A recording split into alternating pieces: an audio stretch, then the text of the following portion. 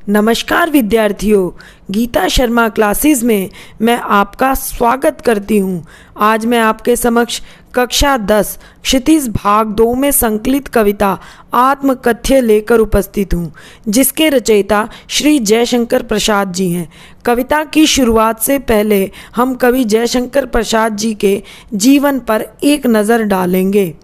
जयशंकर प्रसाद जी का जन्म काशी के एक सुप्रसिद्ध वैश्य परिवार में 30 जनवरी सन 1889 में हुआ। काशी में इनका परिवार सुंगनी साहू के नाम से प्रसिद्ध था। इनके पिता का नाम देवी प्रसाद था, जो बड़े ही धर्मपरायण और उदार व्यक्ति थे।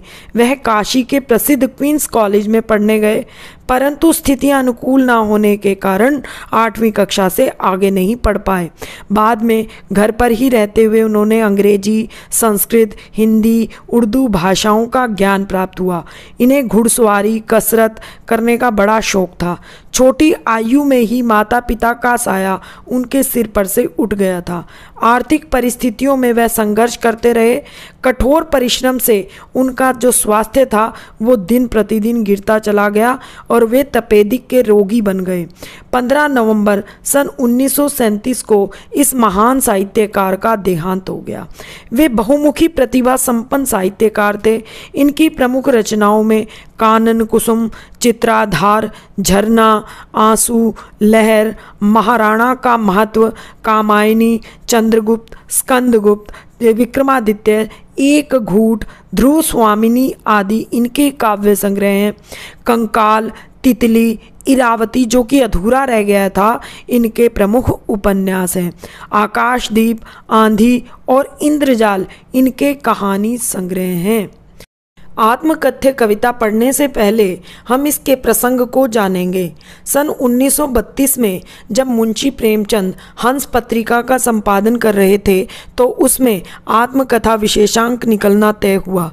प्रेमचंद जी ने जयशंकर प्रसाद को अपनी आत्मकथा लिखने का आग्रह किया, परंतु वे अपनी आत्मकथा नहीं लिखना चाहते थे। अतः उन्होंने अपनी आत्मकथा ना लिखने की अपनी असहमति जताने हेतु यह कविता आत्मकथ्य लिखी। यह कविता 1932 में प्रकाशित हुई। छायावादी शैली में लिखी गई इस कविता में प्रसाद जी ने अपने जीवन के यथार्थ एवं अभाव पक्ष की मार्मिक अभिव्यक्ति की है। तो कविता की शुरुआत करते हैं हम। मधुप गुनगुना कर कह जाता कौन कहानी यह अपनी, मुरझाकर गिर रही पत्तियां देखो कितनी आज घनी। मधुप, मधुप का अर्थ होता है भंवरा। कि कवि कहते हैं कि जो मन रूपी भंवरा है वो गुनगुनाकर जाने जीवन की कौन सी कहानी सुना रहा है। मुरझाकर गिर रही पत्तियां देखो कितनी आज घनी। कवि कहते हैं कि मेरे जीवन की जो सारी पत्तियां थी ना, वो एक एक करके मुरझाकर गिर रही हैं। भाव यह है कि मैंने अपने जीवन में अनेक कष्टों को भोगा है और अनेक प्रकार की निराशाओं का सामना किया है, जिससे कि मेरे जो सपने थे कभी भी पूरे नहीं हो पाए। यही कारण है कि मेरे जीवन की अभिलाषाएं रूपी जो पत्तियां थी वो मुरझाकर नष्ट होती जा रही हैं।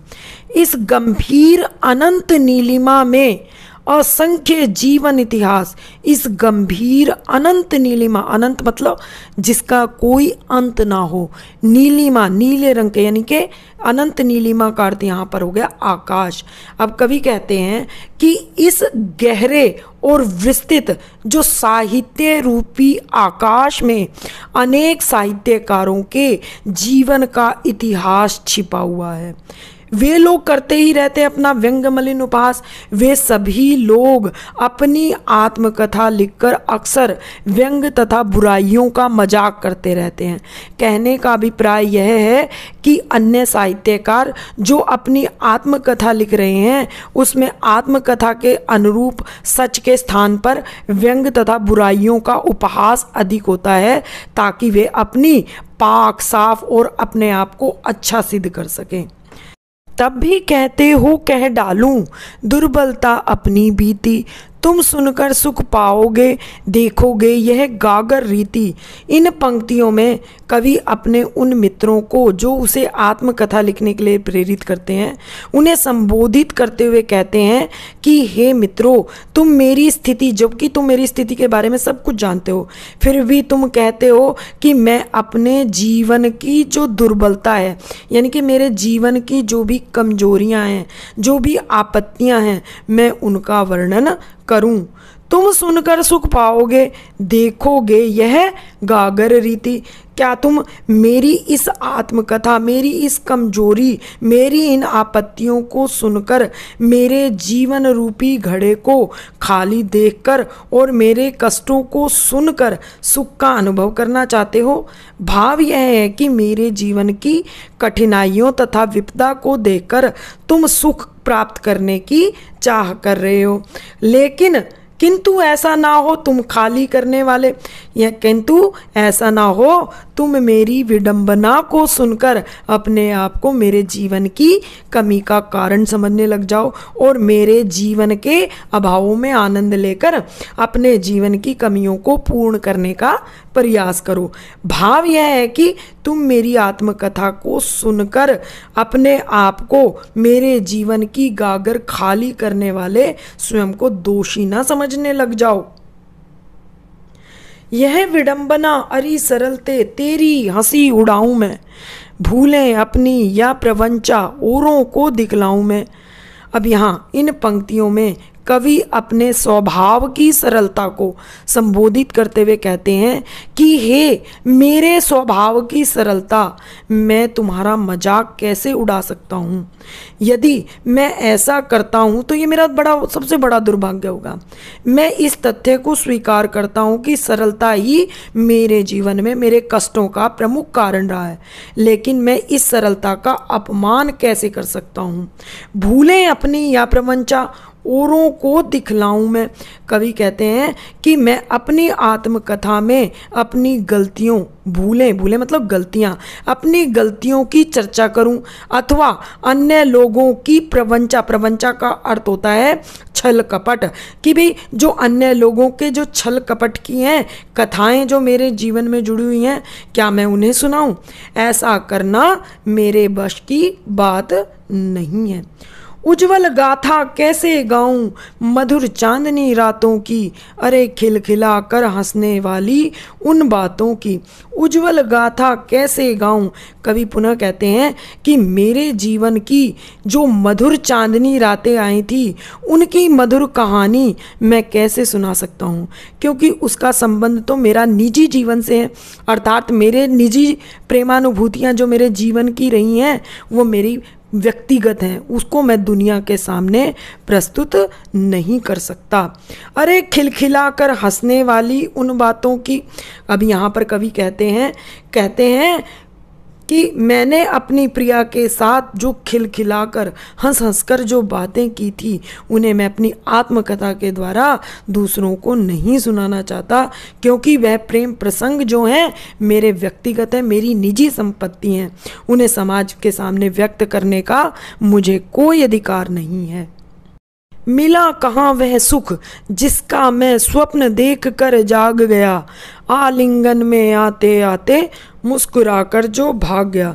इन पंक्तियों में कवि कहते हैं कि उसने अपने सपने में जिस सुख को देखा था और जिसे पाने की उम्मीद से वो नींद से जाग गया था, वह सुख उसे कभी भी प्राप्त नहीं हो पाया। कहने का भाव यह है कि उसने सपने तो सुखद देखे थे, परंतु वास्तविक जीवन में उसे किसी भी प्रकार के सुख की प्राप्ति नहीं हो पाई। आलिंगन में आते आते मुस्कुराकर जो भाग गया। कवि कहते हैं कि जो सुख के सपने उसके आलिंगन में आते आते जो मुस्कुराकर उससे दूर भाग जाते थे, अर्थात वह अपनी जिस प्रिय का आलिंगन करने के लिए अपनी बाहों को आगे बढ़ाता था वह मुस्कुराकर दूर भाग जाता था और उसके जीवन की जो इच्छाएं थी वो अधूरी रह जाती थी।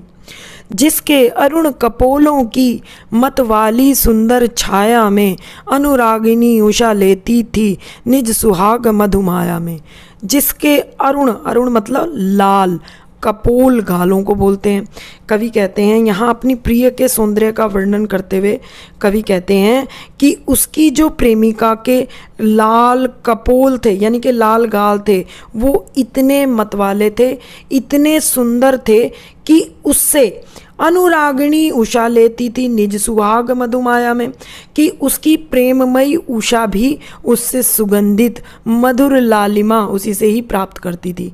भाव यह है कि कवि की जो प्रेमिका के कपोल थे, जो गाल थे, वह प्रातःकालीन लालिमा के समान बड़े ही सुंदर और आकर्षक थे। उसकी स्मृति पाथे बनी है, थके पथिक की पंथा की, सीवन को उधेड़ कर देखोगे क्यों मेरी कंथा की। उसकी स्मृति, स्मृति का अर्थ होता है यादें, पाथे, पाथे का अर्थ होता है सहारा, थके पथिक, पथिक का मतलब यात्री, पंथा की, पंथा मतलब रास्ते की। इन पंक्तियों में कवि कहते हैं कि मेरे जीवन के सुखद सपने ही मेरे जीवन के मार्ग में थके हुए यात्री का सहारा बने हुए हैं। भाव यह है कि मेरी जो प्रिय की यादें हैं वो मेरे जीवन का, मेरे जीने का सहारा बने हुए हैं। सीवन को उधेड़ कर देखोगे क्यों मेरी कंथा की। सीवन, सीवन का अर्थ होता है सिलाई। कवि कहते हैं कि तुम मेरे अंतर्मन रूपी गूदड़ी की सिलाई को उधेड़कर उसमें क्या देखना चाहते हो। तुम समझते हो कि उसमें जीवन की कहानियाँ छिपी हुई हैं। कंथा, कंथा का अर्थ मतलब कहानियाँ, कि भाई उस जीवन में, उसमें क्या है कि बहुत सारी कहानियाँ छिपी हुई हैं। छोटे से जीवन की कैसे बड़ी कथाएं, आज कवि अपनी उन मित्रों को जिन्होंने उसे आत्मकथा लिखने के लिए प्रेरित किया था, उन मित्रों को संबोधित करते हुए कहते हैं कि इस छोटे से जीवन जिसमें हमेशा कष्ट ही रहे, उस छोटे से जीवन की जो बड़ी बड़ी कहानियां हैं मैं आज कैसे कहूँ। क्या यह अच्छा नहीं कि औरों की सुनता मैं मौन रहूं। क्या यह तुम्हारे लिए अच्छा नहीं होगा कि मैं दूसरों की, सभी की सुनता रहूं और स्वयं मौन रहूं, स्वयं चुपचाप रहूं। सुनकर तुम भला करोगे मेरी भोली आत्मकथा। कवि कहता है कि तुम मेरी भोली भाली आत्मकथा को सुनकर क्या अपना भला कर पाओगे। अभी समय भी नहीं, थकी सोई है मेरी मौन व्यथा, कि भाई मैं अपनी कहानी को सुनाने का जो मेरे पास अभी उचित समय नहीं है, क्योंकि मेरे जीवन की पीड़ा विपरीत परिस्थितियों के कष्ट झेलकर हार चुकी हैं और अब वह शांत भाव से सोई हुई है। मैं उसे पुनः नहीं जगाना चाहता। भाव यह है कवि जीवन के दुख दर्द को सहन करते करते थक चुका है, अब वह अपने बारे में कुछ और नहीं कहना चाहता। आशा है ये वीडियो आपको पसंद आई होगी। यदि पाठ से संबंधित कोई भी कठिनाई हो तो कमेंट बॉक्स में कमेंट करके मुझसे पूछ सकते हैं। अलग अलग कक्षाओं की वीडियो को देखने के लिए हमारे चैनल को सब्सक्राइब करें, वीडियो को लाइक करें तथा अधिक से अधिक लोगों को शेयर करें। बहुत बहुत धन्यवाद, बहुत बहुत आभार।